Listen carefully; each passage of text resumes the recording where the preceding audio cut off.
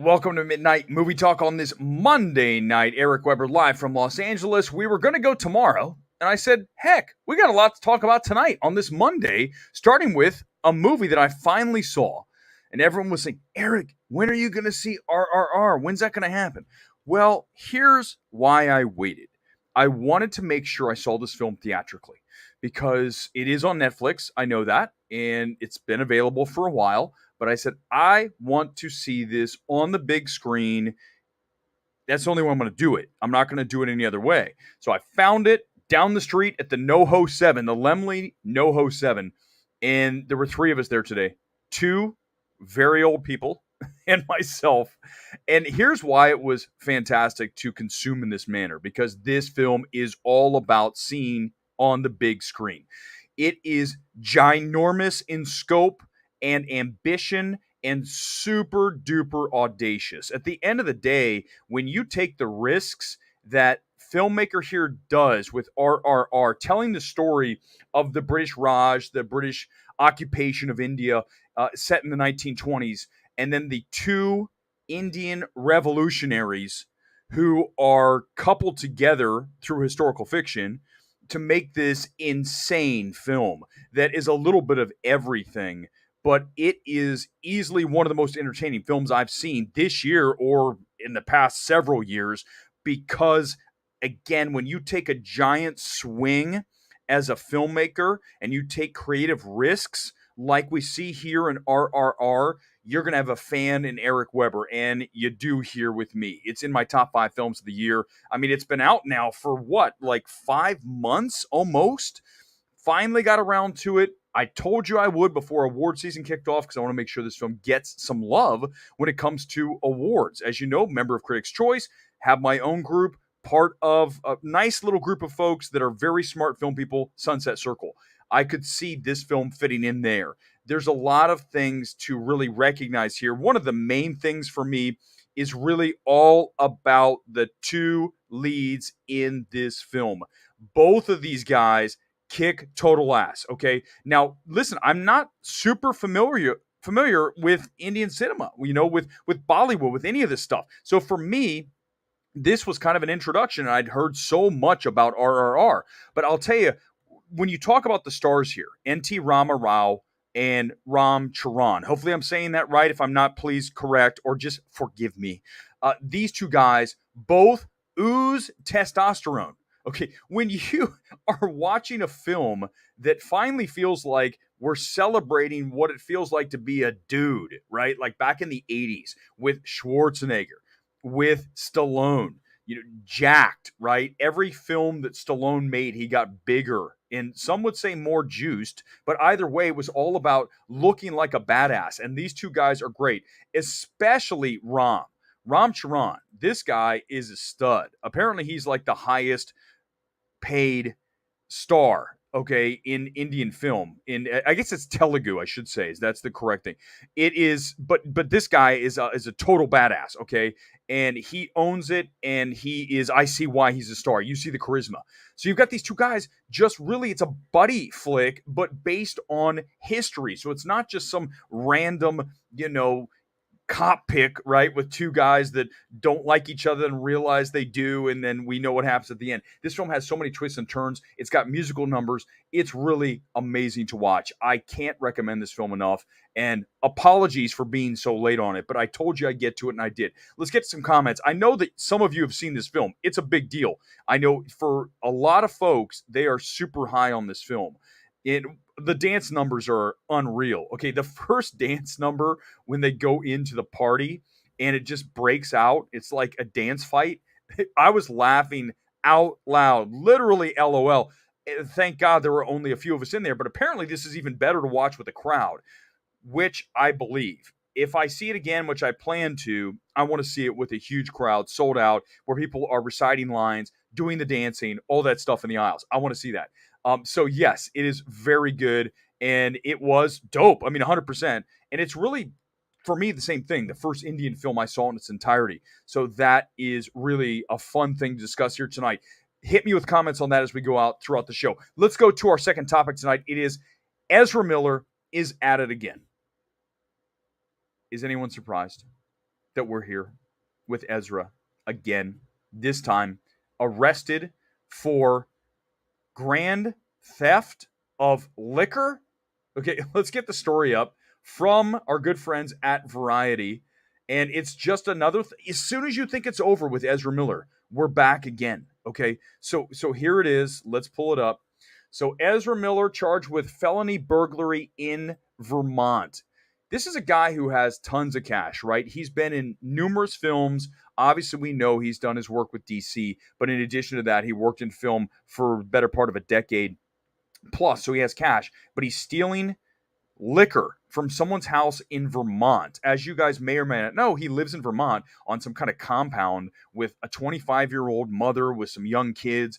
It just the whole thing about Ezra Miller is that it's a tragedy. Okay, this guy's life really should be something that he is just killing it, right? He's out there living life, doing what he wants to do, enjoying the fruits of his labor, which he's a great actor, is very talented. But at this point, he's arrested again with felony burglary of liquor. So what are we going to do here? If you're Warner Brothers, what do you do? Do you say to yourself, well, do we get rid of The Flash? Do we dump it on HBO Max? I don't, it keeps coming back to how many more chances.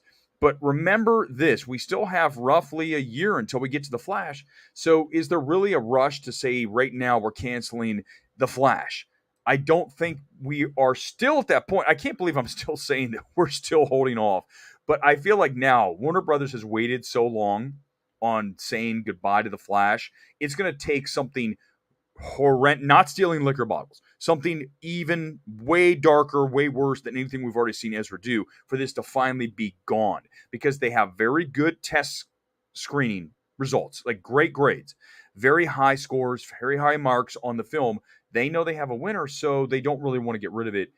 They think they can just ride out the storm and leave this alone. But again, it just pops up every month. It's whacking Ezra. Here he comes. And here he is. There he is doing something. Another month, here's another thing. What's next? I mean, but at this point, the question is, when do you pull the plug if you're David Zaslav? And he's not going to do it. He's going to wait for something that's horrendous before anything happens. So let's get your comments on that as well here on this Monday night. By the way, we're going tight tonight. Really tight show tonight. Just want to get on, talk about RRR, talk about Ezra, and then our third topic tonight, which is Olivia Newton-John. I grew up in the 80s, okay? Olivia Newton-John, you guys, for some of you, you don't know the impact that she had on pop culture, not just in film, right? With Grease, Xanadu to a lesser extent, but everyone knew what Xanadu was. It might not have been a huge hit, but everyone knew it. They knew the songs and her songs. I mean, she had so many hits. I remember Physical, the video, the song, you would just hear it everywhere. You go to roller skating parties back in the 80s when I was a kid, and there'd be Olivia Newton-John songs, and all the girls wanted to be her, okay? All the guys wanted to be with her, or at least we were like young, and we just didn't know, I want her to be my girlfriend, Olivia Newton-John, she's so pretty. So there's this whole thing about how her impact on pop culture in the 70s and 80s is really something that is almost impossible to put a number on or to totally grasp just how big she was of a star. You gotta remember back then in the 80s and in the 70s for her, it just was different as far as being a star. Nowadays, there's so much out there, it's hard to cut through the clutter. You could be talking about some young and up-and-coming star, and I've never heard of him or her, and then you get to this situation with her, and she's everywhere. Olivia Newton-John was on everywhere you go. She was at the record store, she was at the movie theater, she was on your radio, and everybody knew who she was. So it's a different level of fame back in the 70s and 80s than it is today. Okay, so that's another thing. And she's 73 years old. The fact that she passes away, totally sad. I can't believe she's 73. That is kind of crazy. If you'd ask me how old she is, I'd say she's probably like 62. So that's another 10 years older than I expected her to be. But again, her impact on pop culture is really something that she's an icon. So those of you who don't know the importance of what she brought to the table, certainly that's the case. All right, let's get into a few new comments here on this Monday night. And again, we're going tight tonight. So let's make it tight, comments, and we're going to roll out of here pretty tight. Let me just get to tonight's kit real quickly. It's Flamengo from Brazil. And let's go to the comments. And we got just out of Bullet Train. It is great, right? It is so much fun, Bullet Train. It moves along at a breakneck speed, and the edits and the direction, exactly what I want for an action film. And that goes back to David Leitch and his talent. Very talented. First 10 minutes could have been paced better. I would agree. You're stuck in the hospital room, and you're like, what movie am I watching? So I understand it's a non-linear story. I get it. But as you do that, we're doing a little bit of hopping, but I don't think that's the best intro. I think that I think there's a way to open it with Pitt and the staying alive, and then we work back into the hospital. I just think that wasn't the way I'd stack it, but it's still, I would agree. Good comment on that, by the way. I noticed the exact same thing when I was watching. I think everybody was like, "What's happening right now? This is not what I expected." Any Oscar chances for RRR? I want to say no, Aaliyah. I mean, listen, it's not because it's not deserving. It's that it just doesn't fit the traditional Academy voter preferences. When you look at a film, you can say, is this going to work with them? Like, look at something like Hereditary, which I consider to be a masterpiece. I think Toni Collette should be in the Best Actress conversation that year without question, but she wasn't because it's horror. In this case, it is, as we know, a foreign film, which is always going to be a little bit of an issue.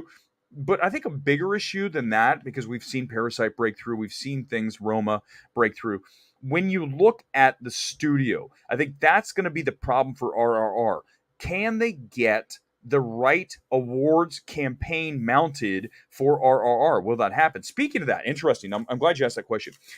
You know how I know award season's starting? Look what I got in the mail today. Screeners. These are from Sony Pictures Classics. These are all their documentaries this year. This is what the screeners come with. Sony Pictures Classic is so basic. Look, this is their screener. This one is Hallelujah, the Leonard Cohen doc. So they sent these. So I'm going to start getting these like all the time. Now this I can't really put up there. I mean, oh gee, that's really exciting. Let's put one of those up. But award season's underway. RRR, the problem's going to be, can they get the traction they need with that film through the publicist, because they got to get the right publicist and agency on top of that. So I would say probably not. I'm not sure how India is going to offer up their best, their choice for best international feature. If it is able to qualify for that, then that would make a lot of sense, because there's your way in. You get one of the five. I think it would land there because it's such a sensation. Ultimately, it's kind of like, compare it a little bit to a Maverick in being a phenomenon. Okay, not as big as Maverick, I understand. But I'm saying for a foreign film, RRR has cut through the clutter. I bet you all, if you haven't watched it, I'm sure you've heard of RRR by this time. So that's one of the reasons that this will be something that you got to keep an eye on throughout award season. We'll see. Again, to Vault, you have to watch the audience reactions in Indian cinema with people dancing in the aisles. I do want to see that now. They weren't harder than MCU fans during Endgame. I've heard it's a total experience, and now that I've seen it, I do want to go through that too. I'm glad, again, I did see it, though, with only 3 of us in the theater, because it allowed me to kind of dig into the film and not be distracted by people dancing right next to me in the aisle, because I was on the aisle. That would have been a little bit weird. I want to see the film first. Then the second time, I can have totally fun and just get loose, right? Spam is sublime. Let's get to you. Finally seeing RRR. I mean, listen, here's the thing is, it did take me a while, but I told you why we waited, because I wanted to see it on a big screen, and I'm glad I waited. This is a great time to pause and talk about what I always discuss, and we're going to do it again. Eric's breakaway minute, talking about the power of theatrical. This is why you go to the movies, to watch movies like RRR, Bullet Train, Top Gun Maverick. There's certain movies that are meant to be on the big screen versus at home, and RRR is very much that. I'm glad I waited. Granted, it's been 4 months, 5 months since it's been out, but it wasn't available, or I couldn't line my time to get there at other screenings. So I said, today, I'm going to carve out 3 hours of my time. I'm going to go to the 1:30 screening. I'm going to watch the film, and I really liked it. There were moments where I felt almost at the point where I was going to shed tears of emotion. Now, no joke. I mean, that's how emotional it got. And I said in my reaction tweet that it's almost spiritual, right? A spiritual kind of thing. But yeah, Spam is sublime. Thank you. I really did enjoy it today. All right, what else we got here on this Monday night?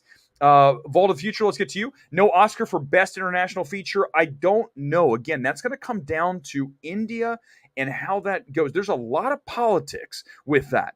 I hope that India is going to submit RRR. It came out this year, so it should be one of the films they should heavily be considering for international feature. I hope that happens. If it does, then yes. But remember, there's been a lot of times where a film is selected by a country to be their selection for best international feature, their submission, as it were, and it's not what you expect. So that's why I think that it can get there, but we just got to watch. Okay. Gavin Evans, let's go to you. Rewatch Booksmart. Still love it. Love Olivia Wilde's decision to mute the argument between Molly and Amy. I think that I love the direction on Booksmart. It's been so, I haven't seen that film in at least, what is it? Was it 2019? So it's been 3 years. I just remember being really in love with her in your face direction and the choices that she made, which makes me very excited for Don't Worry, Darling. Don't Worry, Darling, I'm afraid I already know what it's about because I told you someone ruined it for me. And every time I watch the trailer, I'm certain that that's what it is. So now I already know what the conceit of the thing is. And that's why I'm going to be like, oh, no. So I hope that the filmmaking is badass. You remember, you've got top shelf cinematography on that. You've got a director who knows what she's doing coming off of Booksmart. I think that this is going to be really all about, for me, more the screenplay and how strong is the screenplay, because the filmmaking is going to be very good on Don't Worry, Darling. All right, let's go to the next thing, Vault of the Future. I haven't seen Prey, but that should have been totally theatrical. It absolutely should have, because right now you got nothing, right? I mean, what do we have this weekend? We have Fall, which I'll see on Thursday. And then I have, what else do we have? We have something else Thursday. Emily the Criminal. These are small films. These are not big films. I mean, Fall's Lionsgate. It's not even going to be on 2,000 screens. And then you get Bodies expanding. But it's not like there's a giant film from Warner's, Universal, Sony, Disney. Nothing this weekend like that. It's all smaller distributors because it's over for summer. The big movies are pretty much gone, right, guys? We can admit that. So ultimately, I think we have to understand that this is going to be a dead zone for a while. But that doesn't mean you can't go see small films that are cool. And that's what we're going to do here on MMT, is when we see films like Fall or Emily the Criminal, or in this case, RRR, 5 months late, we are going to point out what you should go see. And one of them that's coming is Barbarian. The next one is the David Bowie documentary. I've seen both of those. They're coming in September. But listen, pickings will be slim over the next several weeks. To months, actually. Nick, I can separate the art from real life because it's a cinephile in me. But can general audience do the same, especially with the lack of brand loyalty DC is the moment? Every bit positive, word of mouth is key. Okay, we're talking Ezra Miller here. So can you extract the real life going on of Ezra Miller from him as Flash? I think we can. But we mentioned this the other night. Someone came in and had a comment. Could Warner Brothers stick with Ezra going forward? I told you the other night there's no chance in hell. Zero. And what just happened between literally last night and tonight? We had Ezra Miller stealing bottles of liquor from a house in Vermont. It just never ends with Ezra Miller. And that's why Ezra Miller will never be the Flash again after this Flash comes out. We pray and hope happens, because we do want to see the film, because I'm hearing it's great. But there's no chance we ever get Ezra Miller again. So I think that that's why you're not going to have Zaslav kick this thing to the curb and get rid of it, and because you still have time. If you want to, you can do that last minute. Just wait, because the way things are going, I hate saying this, but you know it's right. Another terrible thing is going to happen with Ezra Miller, because right now there's just something bad happening with Ezra, and he's clearly not playing with all of his cards. Okay, how's the nicest way we can say that? I should say they is not playing with all their cards. And that's unfortunate. It's really a sad situation. We can kind of say, yeah, you've seen all the memes making fun and this and that. I get it. It's kind of funny. But the reality is it's a train wreck. The man is a train wreck. And it's just a shame that Ezra can't pull everything together and get it together, because they are a really wonderful talent. So let's hope that happens. Simone, good evening to you. What does Ezra Miller have to do next before That's what we just said, right? I mean, I don't think he could. It's interesting. Is he sabotaging? I don't think so, because I think that you're dealing with somebody who's an addict, right? So he's lost right now. I'm just going to say Ezra every time. Ezra. Ezra's lost right now. Okay. So very clearly, this is someone who is not fully operational as far as making good decisions. So Ezra, I don't think is going out of Ezra's way to sabotage the film right now. I just think that Ezra's making terrible choices like Ezra has been doing for the past 2+ years, going back to that bar. Was it Iceland where Ezra choke slam the woman? Like, what? And then it continued in Hawaii, and then another thing with him, with Ezra being accused of grooming a young child. All these things keep going on. It's like you think it's over, and then Ezra does something else. It's never going to end. So I think that ultimately you almost have to just sit on it and just wait until the last minute if you're Zaslav, because you've got this $200 million film that you want to put out, and either it's going to be theatrical or it's going to go directly to HBO Max. I'm not sure which one, but ultimately you have to figure out what that answer is, but don't do it tonight. There's no reason to do it right now. All right, let's see. Listen, we can talk RRR. We did it all, Chris. We do all the stuff here. We talked RR. We can do that. And you know, I started the show telling you I was blown away by this film's ambition and its balls. The balls of this film are something else, and that is always a win for me. 120%. And people are very happy you're here. Chris is the biggest fan of gore. Here's the good news about me seeing RR. First of all, I like the film. Second of all, I don't have to listen to Gore tell me to go see RRR ever again. It's over. It's done. He can't come to me and say, when are you seeing RRR? So that's over. So there's a sense of relief here tonight that I don't have to listen to him when I see him tomorrow at an event and he says, when are you seeing RRR? We're going to see a rooftop screening of, I believe, is it the something? I want to say The Happening. It's not The Happening. That's the Shyamalan movie. There's a doc we're going to see on the top of a roof in Hollywood tomorrow. So I'll see you there, Gore. But yeah, we can talk RRR. I mean, whoever wants to, we're going to talk whatever you guys want to talk about. Let's go back to Ezra though, because I think a lot of you do want to discuss this. Nick, bet the press tour for Flash consists of Machete, Keaton, and Sasha. Is it Kali or Kal? Okay, we're going to see if WB convinces Affleck to do them solid at 2 Batman promo. Listen, I think if he's getting paid what we think he's getting paid, Ben Affleck, he'll show up. Ultimately, they're like, listen, we just paid you multi-millions of dollars. You need to show up and do the press tour. But yeah, there's not going to be Ezra. Ezra's not going to be part of that. But I think at this point, let's. This is a fun topic I haven't ever really talked about here on MMT. How many of you actually watch those interviews where journalists go in and talk to the star of a movie? Like, honestly, how many of you sit there and watch all of those? Not many of you, right? So it's like the press tour. It's kind of old school thing, right? I've done them many times. When I was in Boston, I used to go all the time. You go in, they give you 5 minutes or less with the star. You ask the questions, then you take the tape and you run out with it. So people obviously enjoy that. But what happens in every one of those? Every single time. Hey, so have you ever thought about doing a Marvel film? And they're like, I'm here to talk about Emily the Criminal. Okay, Aubrey Plaza. I don't want to talk about Marvel, but that's what happens. But who really watches those? So you could actually get away with not even doing a press tour for The Flash. I mean, the movie's going to sell itself. It's DC. It's The Flash. It's Ezra Miller's giving this thing enough publicity. They don't really need to do a press tour. So ultimately, I think they'll be okay without Ezra, right? So we'll see what happens going forward. But I think that, again, if you're Warner Brothers, you're just going to hold on your decision because there's no reason to axe the film right now. It doesn't make any sense to me at all. We're seeing The Territory tomorrow. Thank you. I said The Happening. I knew it was the something. The Territory, which is based, I believe, on the rainforest. I don't know anything. Listen, I don't watch trailers. I'm just going to the movie. It's a rooftop screening tomorrow. It's about 1,000 degrees here, by the way. So hopefully it'll be, maybe 950 tomorrow when we're on top of the roof. Retro Nerd Girl. Chris told me to smash the like button. So I hit thank you, Retro Nerd Girl. Much appreciated. And Chris, thank you for that as well. Because Chris also says smash the like button.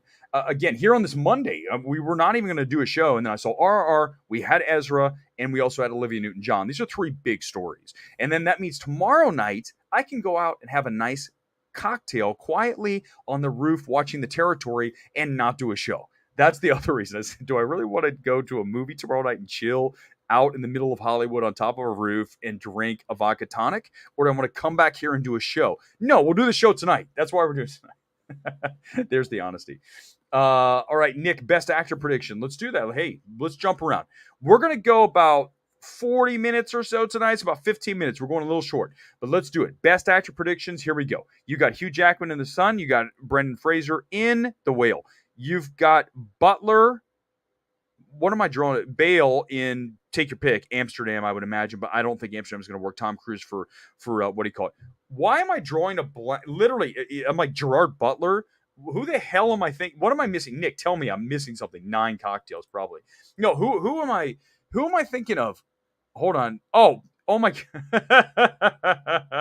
That's good. I'm literally like, who? Austin Butler. Oh my God. I mean, literally, because I just call him by his name, Butler. It's always Austin Butler. So I sit there and go, what? Who the hell's Butler? Of course, Butler. Cruise, maybe. Jackman, probably.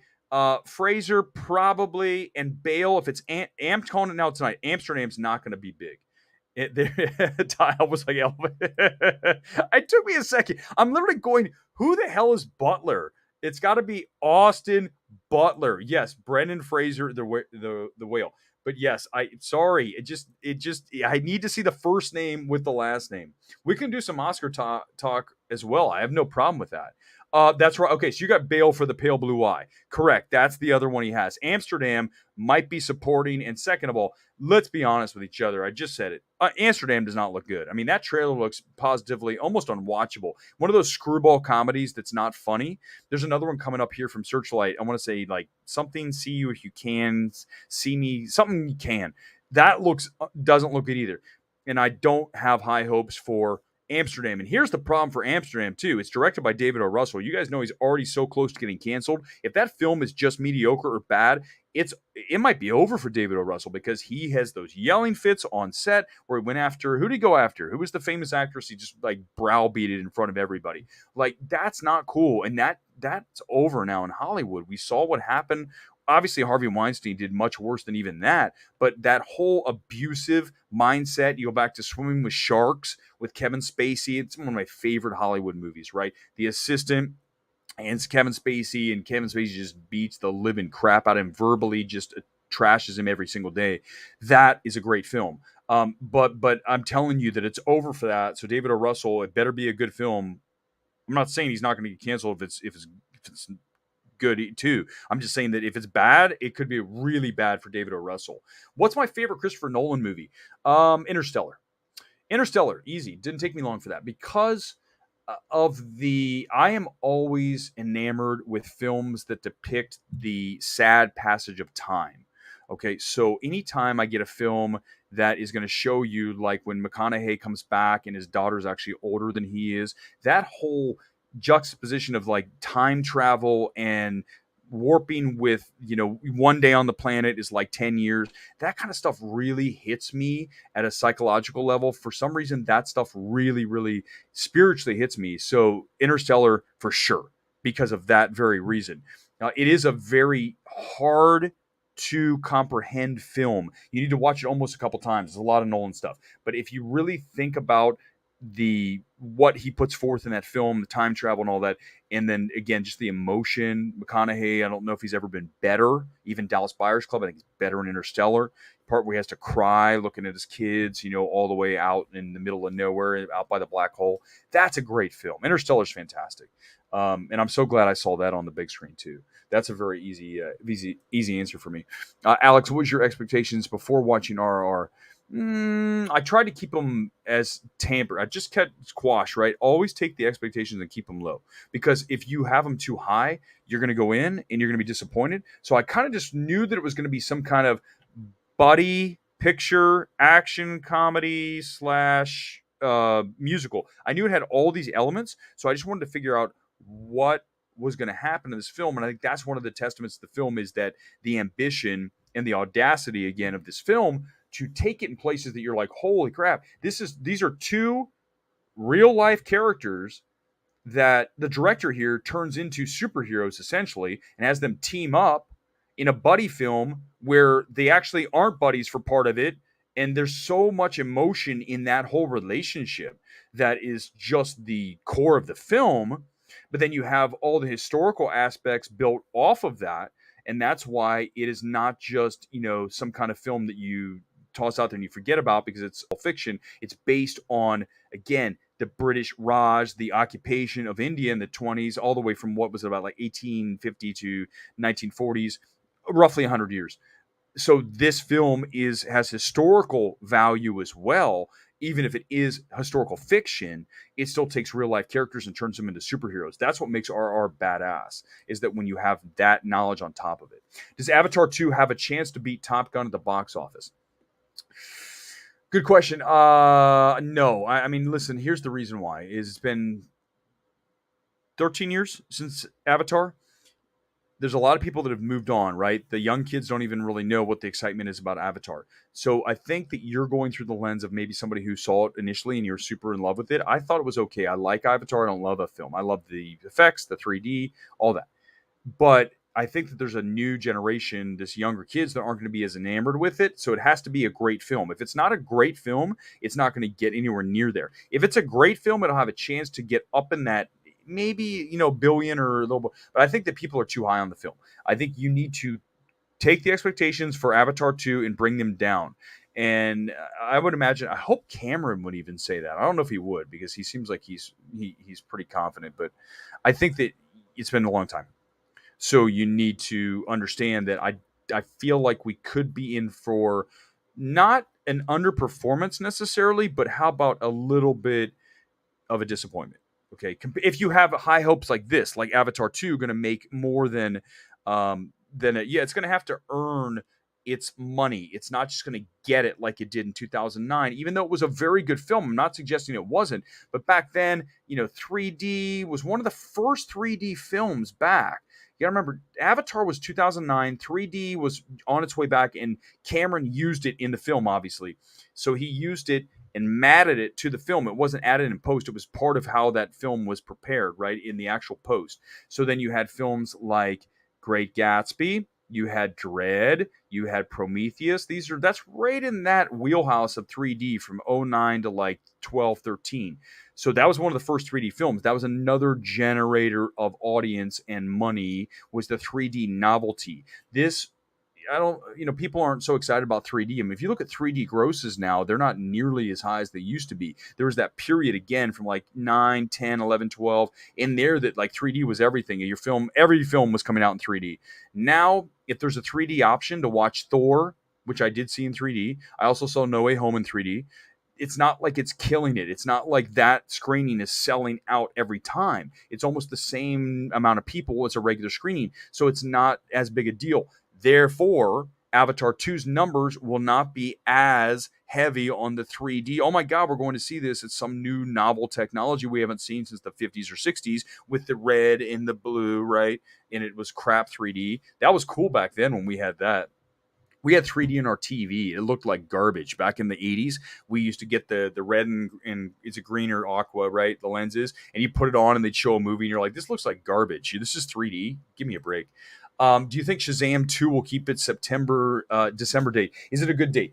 It's what? Remind me of the date again, Alex. I don't have all the dates nailed down. I know it's mid to late. Remember, when a film is out in December, the reason it's there, especially in mid-December on, is for that Christmas quarter, the holiday quarter between Christmas and New Year's, when everybody's off. You have two big holidays, and people pretty much take off 10 days, maybe 2 weeks. And you have every single day like a summer day, right? So summertime box office, like July 4th, when everyone's off, they're going to movies. That's what it's like over Christmas. You have this every single day, Monday, Tuesday, Wednesday, Thursday. Every day is this massive Friday, Saturday, really, day at the box office. The numbers are so high. So that's why that you have so many films coming out in that Christmas quarter, because they can rake tremendous cash in those 2 weeks. So I think that it's a good date for that very reason. Again, it still has to be a quality film. Ultimately, you still have to have a good film. You can have the best release date. You can come from the best studio. It can be an MCU, a DC film. If it's not a good film, it's going to be in trouble. I mean, ultimately, quality is everything. Look at Maverick. The quality is out of control high, and that's why the film is at $1.35 billion worldwide. Is anyone legit looking forward to Black Adam? Yes, because let me tell you why. I like The Rock, and also because we have nothing until then that's big. I love event movies because it gets everyone excited. We all start talking about something, and we're super locked in as a community talking about films. When it's this time of year, legit, MMT, we're going to be doing like 2 times a week max because there's nothing coming out.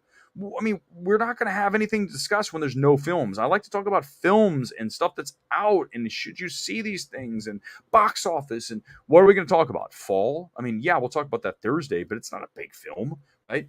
So the next big film is Black Adam. Halloween Kills, Black Adam. So that's why. I'm excited for it for that reason. And The Rock kicks ass. Jennifer, good evening to you. Do you think Tom Cruise or Austin Butler could win Best Actor? Austin Butler has a better chance than Tom Cruise. I think Tom Cruise is going to have a harder time landing a nomination. It's early, but I would say Austin Butler's in. That means so why? So here's why I have Austin Butler has a better chance to win. If I say Austin Butler's in no matter what, and Tom Cruise is battling for a spot, then hello, the guy who's already in is going to have a better chance to win. So for me, it's that simple. Austin Butler has a better chance, but it's going to take time to figure out what's going to happen when we start to see all the films. If we start getting some performances that we thought were going to be great but weren't, we've had that happen every single year. You have someone circled, penciled in, this person's going to be there, and then you watch the film and you're like, this is not a good film, take them out. So that's what we got to wait to see what happens with Tom Cruise. I think he's closer to in than out at this point, but again, we have to get to all the other films before we can say for sure. And yes, I think we all are the same. Jennifer, I don't know if you grew up the same decade. If you're an 80s kid, then you definitely were struck by Olivia Newton-John passing today at the age of 73. I mean, she was everything. She was a poster on every girl's and a lot of guys' walls, okay? Olivia Newton-John in Grease, Xanadu, Physical video. She was just an icon, right? And we lose icons. I mean, when over the past 5+ years, we've lost so many pop music icons with Prince, Michael Jackson, George Michael. These are such huge music stars, and I would argue Olivia Newton-John was that big in the early 80s. Okay, her career started to fall apart like in 83, 84. The songs didn't have as many hits, but she at that time from 77 to 82, she was ubiquitous with pop music. I mean, she was everywhere. She was on your radio station all the time.